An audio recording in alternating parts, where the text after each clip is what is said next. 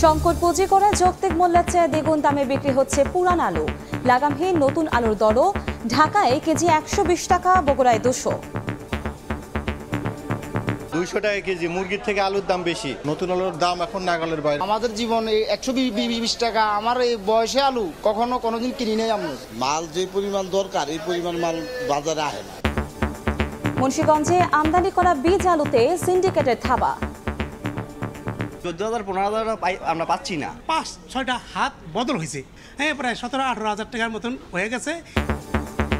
রমজানে দরকারি পণ্যের আমদানিতে ধীরগতি, দাম বৃদ্ধির শঙ্কা।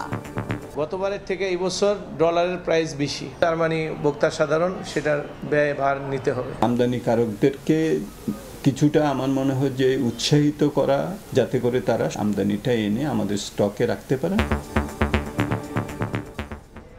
দেখছিলেন প্রধান শিরোনাম। দুপুরের সময় সঙ্গে আছি আমি কনক আজাদ।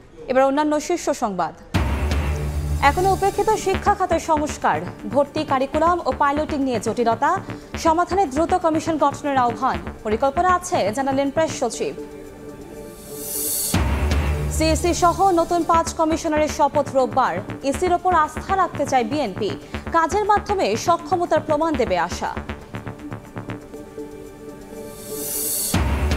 বিদ্যুৎ খাতে দুর্নীতি করতে বিশেষ আইন করে আওয়ামী লীগ সরকার, বললেন জ্বালানি উপদেষ্টা। বিতর্কিত আদানি গ্রুপের সঙ্গে এবার কেনিয়ার চুক্তি বাতিল।